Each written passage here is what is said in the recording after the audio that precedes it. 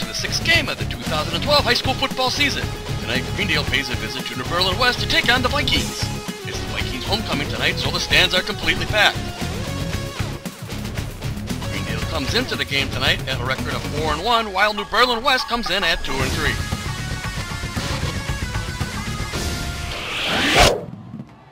The game would begin with Greendale kicking off first. The specialty teams, who have been somewhat shaky as of late, had another close call as the Viking return man almost got loose down the right sideline. He would eventually get tackled near midfield.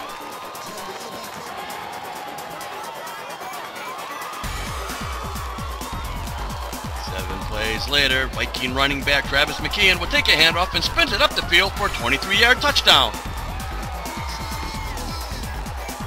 The extra point kick would be blocked, making the score 6-0 with 8:39 left in the opening quarter of play. It was now time for Greendale's high-powered offense to take to the field. They ended up having the punt going 3 and out as they failed to get a yard on the first drive. After a nice punt and a roll by Peter Pekar, West would begin from their 21. They put 6 plays together before they were forced to punt from their 40. After a poor kick, Greendale would take over on their 46. They ran 6 plays, taking the ball all the way to the Vikings' 20 before the first set of wheels started to fall off. On the 7th play of the drive, the ball would be snapped over the quarterback's head, which forced him to track it down, but he lost 10 yards in the process. Then Greendale got hit with a holding penalty that pushed them back to the Vikings' 37. And the Panthers got hit with a false start, which pushed them back to the 42. Another flag would fly on the next play as they were hit again for a false start, and just like that, Greendale was back on New Berlin's 47, looking at a 2nd and 40. The Panthers would eventually have to punt the ball back to the Vikings. This time the defense forced West to punt from their 20. On the kick, Greendale would get a piece of the ball and ended up taking over on the Vikings' 32. It took just 2 plays for Greendale to get to the 10 on a nice pass and catch by Mitchell Breeze. Plays later, the flag flew again as a block in the back penalty would push the Panthers back 10 yards from the spot of the foul. That was followed up by a sack and another incomplete pass, and Greendale was now looking to have to settle for a field goal. Kicker Frankie Rakowski would take to the field looking at a 34-yard try. He would have plenty of leg and split the uprights, putting the first points on the board for Greendale. The score was now New Berlin 9, Greendale 3 with 6:25 left in the first half. After the ensuing kick, New Berlin would be starting from their 34. The Panthers' defense stumbled a little bit as they let McKeon get away for a 50-yard run before being brought down at the Greendale's 20. The defense then stiffened up and forced the Vikings to turn the ball over on downs at the Panther 25.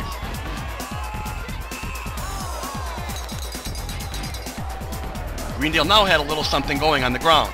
On the 4th play, Ringelberg would throw a nice pass to Cody Mitch, who made a great catch, but he was called for a very suspect offensive pass interference, so the ball would be coming back minus 10 yards and a loss of down.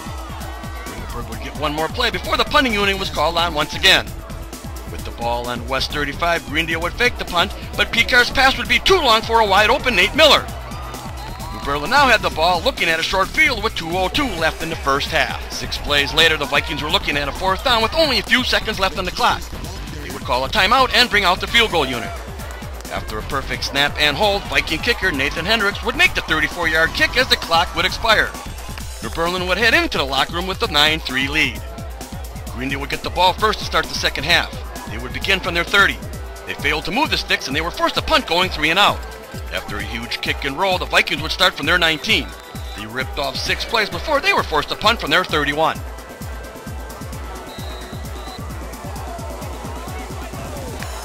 On the punt play, Breeze would get the ball and manage a nice return, taking the ball all the way to the Vikings' 30.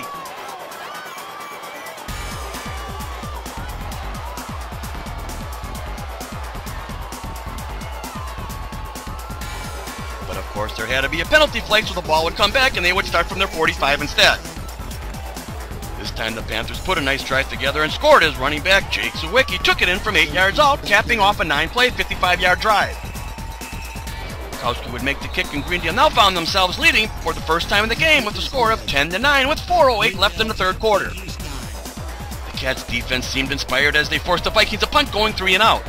After the kick, Greendale would be starting from West 43. They ran 1 play before another flag flew on a suspect call as apparently someone was blocking a tad too long. This would back the Panthers up 15, and now the offense was looking at 2nd and 24. On the very next play, Ringelberg would be intercepted by the Vikings on their 19-yard line. With 2 minutes left in the 3rd quarter, New Berlin now would take possession of the ball. They ran 5 plays, taking the game into the 4th quarter before Panther cornerback David Michaels came up with the ball on an amazing effort for an interception. Greendale now had the ball on West 27. 2 plays later, Ringelberg would give the ball right back as he ran up the middle and fumbled, of which the Vikings recovered on Greendale's 40. After the Cats were penalized for jumping off sides, West would throw a pass over the middle, which Mitchell Breeze looked to have timed perfectly on the hit to break up the catch.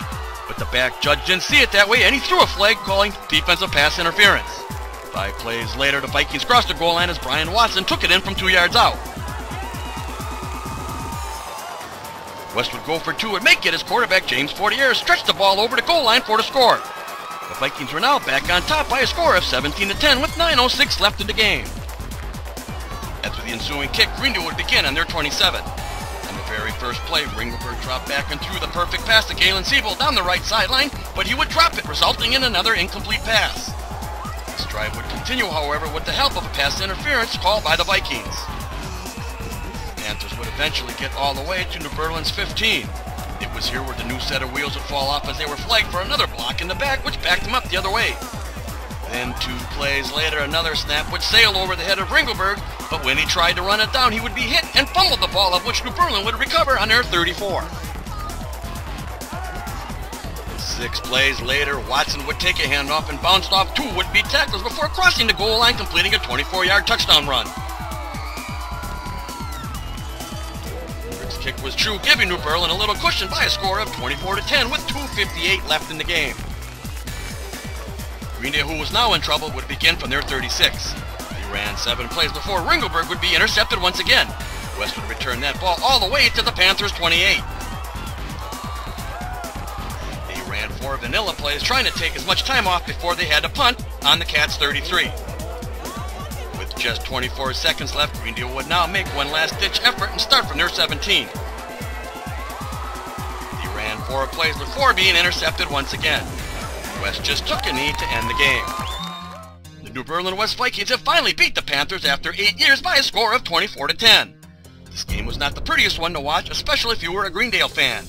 They finished the game with 5 turnovers, 100 yards and penalties. They passed for 932 and only managed 248 yards of offense, which is about half of what they've been averaging for the year. New Berlin, on the other hand, under a relatively new coaching regime and a new offense, looked good as they avoided costly mistakes to win the game.